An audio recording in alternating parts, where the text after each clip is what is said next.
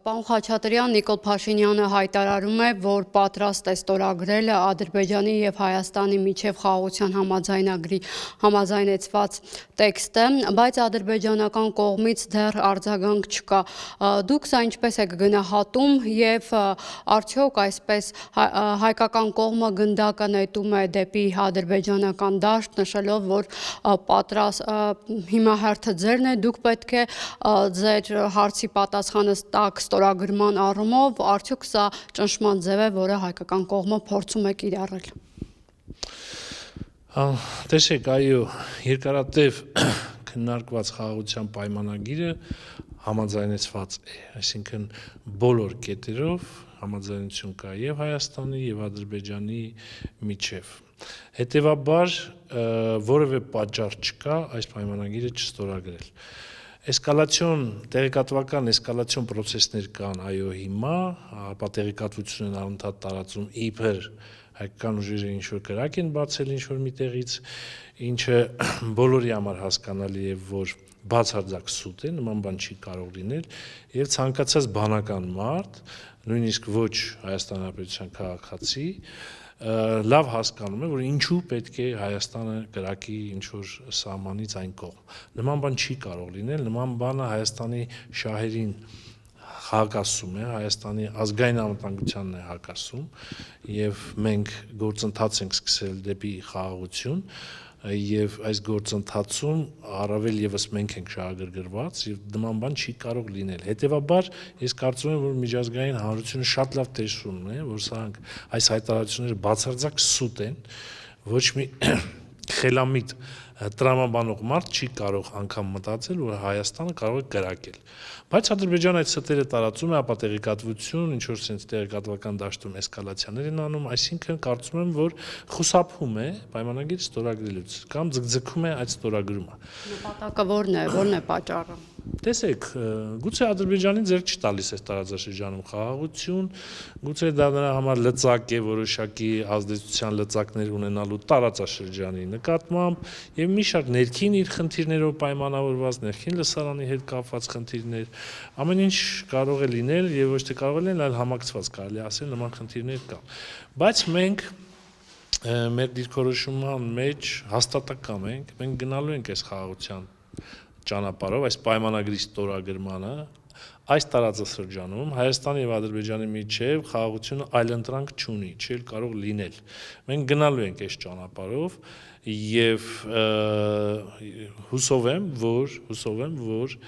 մոտ ժամանակներս կփոխվի Ադրբեջանի դիրքորոշումը եւ խաղաղության պայմանագիրը կստորագրվի։ Ուղղակի որևէ տրամաբանություն չկա, խելամիտ տրամաբանություն չկա,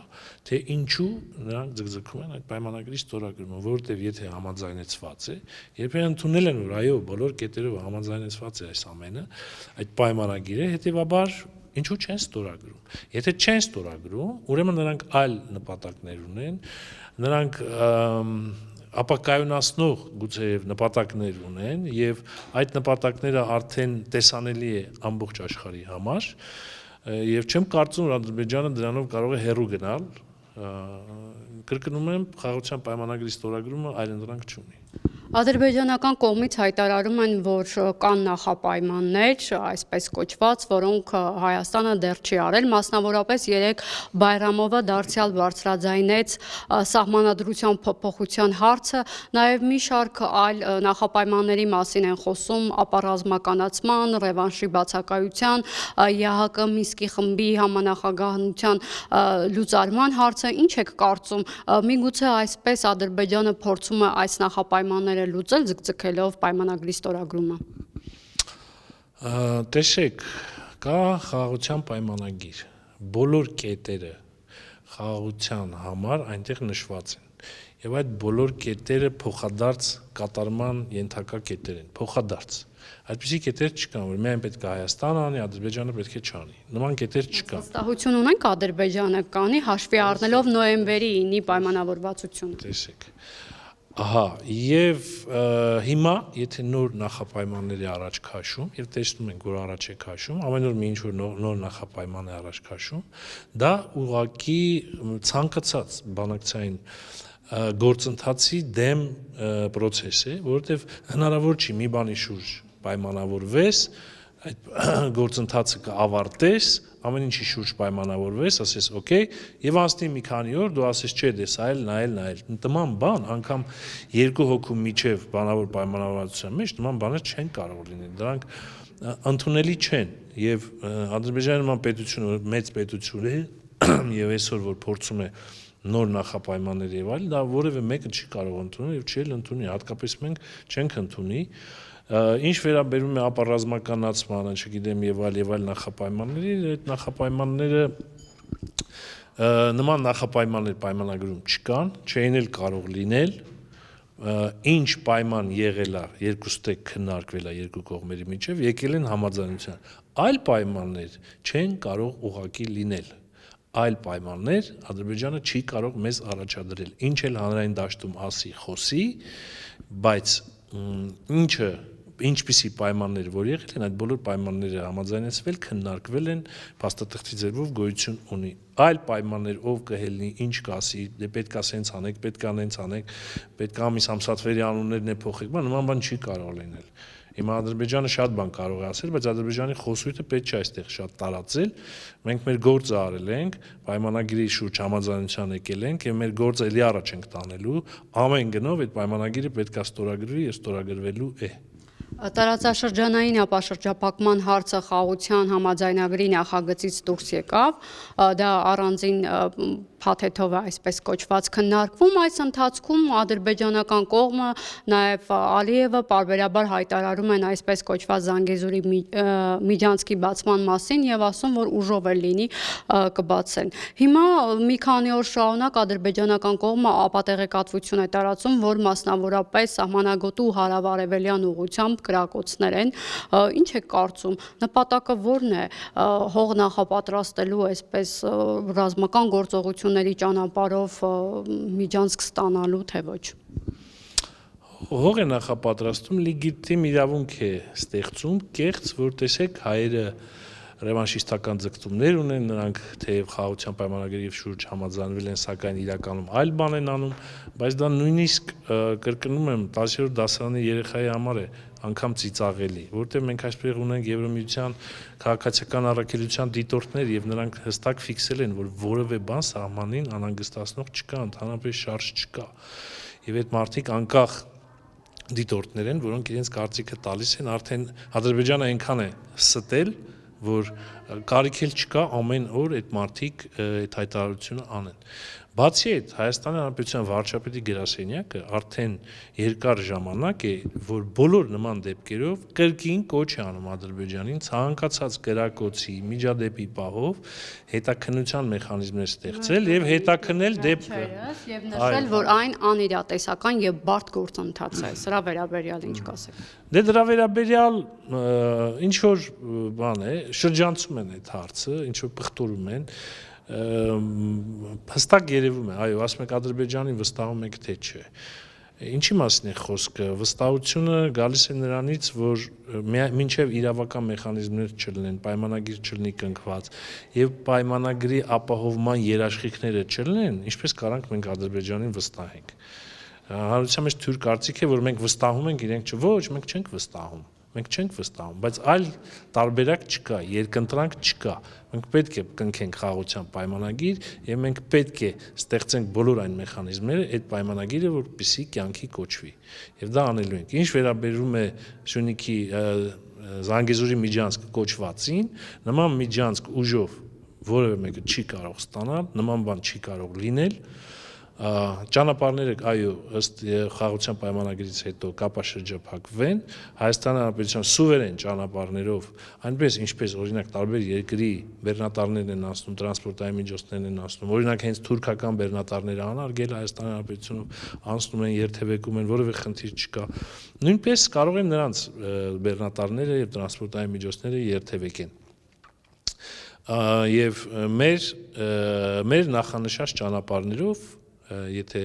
նրանք խնդիրը գնում է Նախիջևանի հետ կապին, ապա այդ կապը լինելու է Հայաստանի Հանրապետության նախանշած ճանապարհներով Հայաստանի Հանրապետության սուվերենության ներքո։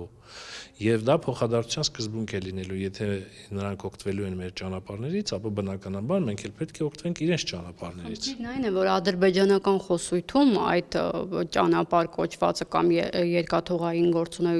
գործակցությունը ընկալվում է որպես միջանցքային տրամաբանություն։ Այո, դուք ճիշտ եք նկատել, որ ես էլ կարծում եմ, որ անգամ եթե գա մի օր եւ ճանապարհների ապաշրջափակում լինի, ապա ռազմաքաղաքական ղեկավարությունը այդ ճանապարհների անունը կարող է դնել միջանցք։ Այնպես ինչպես ցանկացած օտարերկրյա պետության տրանսպորտային միջոց հիմա գալիս Հայաստանի միջով անցնում է, օրինակ մեր հարևան եւ բարեկամ Իրանի Իսլամական Հանրապետության տրանսպորտային միջոցները, օրեկան բազմաթիվ տրանսպորտային միջոցներ, թե տրանզիտ, թե որպես վերջնակետ Հայաստանում են, տեսեք, մտնում են Հայաստանի Հանրապետության սուվերեն տարածք, մեր կանոններով են շարժվում, մեր օրենքներով, բայց հիմա նույնիսկ այդ դեպքում նրանք անունը դնելու են միջանցք։ Դա արդեն քաղաքական խնդիրներ են, իրենց ներքին քաղաքական խնդիրներն են կամ չգիտեմ ինչ անուն ուզում են դնեն, դա մեզ այդքան չի հետաքրքրում, մեզ հետաքրքրում են մեր ճանապարհները, մեր իրավասությունները եւ մեր շահերը։ Ամբողջը պետք է բխի նաեւ Հայաստանի Հանրապետության շահերից։ Իրականում միջանցք չի կարող լինել, բայց կարող են, եթե այսօր կարողանում են ստել, ասել ամեն օր հայերը կրակում են իրենց վրա, կարող է վաղնել ասեն դες այլ միջանցք կա, օրինակ M2 ճանապարհը, որով աշխարհի բոլոր համարյա երկրների տրանսպորտային միջոցներ են հանդիպում, կարող ասել դες այլ միջանցք կա, դե թող ասեն, խնդիր չկա։ Մի օր կասեն, երկու օր կասեն, մի ամիս կասեն, հետո էլ չեն ասի։ Թե ինչ կասեն, բայց պետք է նաև ուշադիր լինել, այդ ադրբեջանական խոսույթը շատ չբերել էսպես մեր օրակարգի մեջ մտցնել։ Ամեն մի ադրբեջանցի մի բան ասում է, մենք բերում ենք, այստեղ սարքում ենք օրակարգ ու սկսում տարբեր վայրի վերումներ քաղաքական առաջացնել։ Մենք մեր ուղենիշը գիտենք, մենք մեր ուղին գիտենք, հաստատակամ ենք, գնալու ենք այս ճանապարհով եւ կրկնում եմ, խաղաղությունը այլ տարբերակ չունի, հատկապես որ այդ պայմանագիրը համաձայնեցված է։ Պարոն Խաչատրյան, ձեր խոսքում նշեցիք, որ ԵՄ դիտորդներն էլ արձանագրում են, որ սահմանագոտում հանգիստ է հայկական կողմից հրադադարի ռեժիմի խախտման դեպքեր չեն արձանագրել եւ ընդհանրապես ԵՄ առաքելությունը երբ եկավ Հայաստան, ասացիք, որ սա զսպող դեր է տանում հիմա այս պայմանագրի համաձայնեցված կետերից մեկով, որը վերջերս է համաձայնեցվել, փոխադարձության սկզբունքով սահմանից երրորդ երկրների ուժերը դուրս են բերվում։ Հիմա ինչպես է ստացվում։ Մենք հնարավորություն ենք սրանով տալիս, որպեսզի Ադրբեջանը իր ագրեսիվ ռետորաբանությունը ավելացնի, անարգել կրակի, չէ որ դիտորդներ չկան, եւ դիվերսիոն փորձեր այսպես փորձի կազմակերպել, որովհետեւ զսպող գործոն չկա։ Ինչով է սա զսպելու։ Եթե Ադրբեջանը ստորագրում է խաղաղության պայմանագիրը, որտեղ հստակ կողմերը պարտավորություն են ստանձնում ամենաառաջինը, մեկը մյուսի նկատմամբ նկրտումներ տարածքային չունենա, հետեւաբար մեկը մյուսի ուղղությամբ չկրակի, եւ այդ պայմանագրի որոշությունը, որ ստանձնում են, նա ստորագրում է, դա ենթադրում է, որ նման արարք նա պետք է չանի, այսինքն խաղաղություն պետք է լինի։ Եվրոմիության դիտորդական առաքելության դերը վերջին տարիներին ես համարում եմ, որ անգնահատելի դեր ունեն իրենք դրական առումով։ Իրենց ներկայությունից հետո մի շարք էսկալացիոն, տեղական նույնիսկ գուցե դեպքեր չեն եղել, բացակայել են իրենց հենց գուցե եւ իրենց շնորհիվ։ Շատ մեծ դերակատարում ունեն։ Տեսեք, հիմա դուրս չեն գալիս։ Երիքա հիմա դրա մասին մտածենք, ապա Գիկոսի մահը չի, հեսա սենց արինելու, հեսա նենց արինելու։ Թող խաղաղությունը կնքվի, եթե պայմանագրով ստանձված է, որ այլևս խաղաղությունը, Եվրոպական միության դիտորդական առաքելությունը ինչու է եղել այստեղ, որովհետև պատերազմի վտանգ կար, որովհետև Ադրբեջանի կողմից անընդհատ ագրեսիա կար, անընդհատ հարձակումներ կար, օկուպացված տարածքներ ունենք, եւ այս լարված վիճակում հիբրիդային պատերազմի ժամանակահատվածում իհարկե նրանք պետք է գային եւ սա լուրջ զսպող մեխանիզմ է եւ իրենց խնդիրը նա է որ էսկալացիաներ չլինի ու միջազգային հանրությանը ճիշտ տեղեկատվություն տրամադրվի։ Հիմա եթե խաղաղություն եղավ, եթե խաղաղությունը իրականություն դարձավ, իհարկե Եվրոմիության դիտորդների դերը արդեն չի զգացվի այստեղ եւ Հայաստանը այո այս պայմանին համաձայնվել է զուտ այս տրամաբանությունից ելնելով, բայց այս եթեներին հասնելու համար էլ երկար ժամանակ կա եւ տեսնում ենք, որ Ադրբեջանի կողմից լուրջ դիմադրություն կա, որ սա ստորագրվեն։ Այսինքն Ադրբեջանը այս պայմանագիրը գնահատում է, որ այս պայմանագիրը շահավետ է Հայաստանի Հանրապետության համար նաեւ։ Եվ գուցե այս նկարտումներից ելնելով ձգձգում է ստորագրել։ Հիմա տեսեք, եթե այս պայմանագիրը միակողմանի լիներ, եթե այս պայմանագիրը շահավետ լիներ Ադրբեջանին, վաղուց ստորագրել էր, բնական է, չէ՞։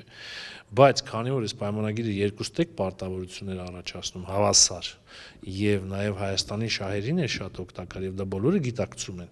ես կարծում եմ, որ ձգձգումները սրա հետ է կապված։ Ընդդիմությունը սա որակում է միակողմանի, ինչպես նաեւ կապիտուլյացիոն, ասում է հոպոզոպոչով չի լինում կապիտուլյացիան, հիմա միակողմանի Նիկոլ Փաշինյանը պատրաստվում է համաձայնագիրը ստորագրել, Ալիևը ոչինչ չի անում եւ հույս էլ չկա, որ կարող է ստորագրել։ Տեսեք, ընդդիմությունը չգիտեմ, որ երկրի նարատիվներն է առաջ բերում, առաջ քաշում ես մեր Հայաստանի Հանրապետության մեջ, բայց եթե դա կապիտուլյացիա է, հիմա ընդդիմությանն եմ հարց տալի եւ հուսով եմ մեկը կպատասխանի ամբիոնից այս հարցից։ Եթե կապիտուլյացիա է, եթե ամբողջությամբ այս համաձայնագրի Ադրբեջանի շահերից է բխում, ինչու է Ադրբեջանը ամեն կերպ դիմադրում այս պայմանագիրը կնքելուց։ Ինչու։ Ոչ, այդ այլ պահանջ ցանկանալը նրա համար է ցանկանում, որ սա չստորագրի։ Թող ստորագրի, հետո կերևա, եթե դա իրան շատ ձեռնտու է, միակողմանի է, ընդդիմությանը մի հարց եմ տալիս։ Ինչու չի ստորագրում, եթե դա իրեն շատ շահավետ է։ Բնական է, չէ՞, որ այս պայմանագիրը շահավետ է նախ եւ առաջ Հայաստանի համար։ Այսինքն Հայաստանի դիվանագիտական կորպուսին հաջողվել է հասնել մի փաստաթղթի ձևակերպման եւ համաձայնության, որը Հայաստանի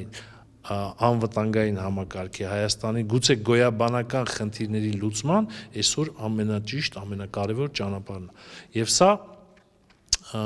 ընդդիմությունը պետք է պատասխան տա, թե եթե Ադրբեջանը տենց շատ լավ իր հաճույքով եւ իր կմահաճույքով ինչ որ պայմանագիր է կազմել տվել տենց ճակերտների մեջ, բա ինչու չի ստորագրում։ Չի ստորագրում հենց նրա համար, որովհետեւ այս պայմանագիրը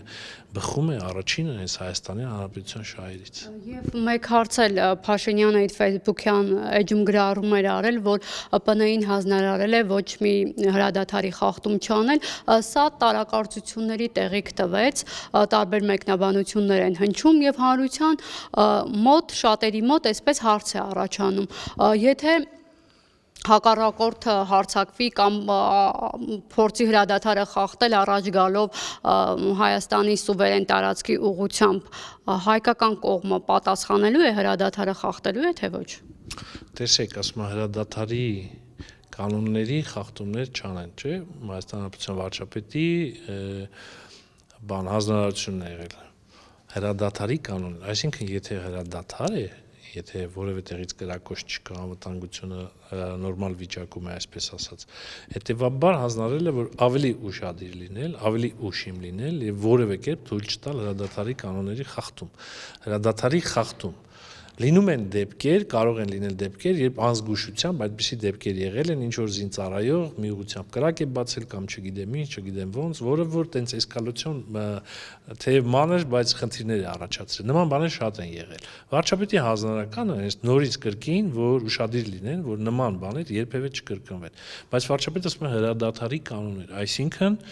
եթե հրադադար է,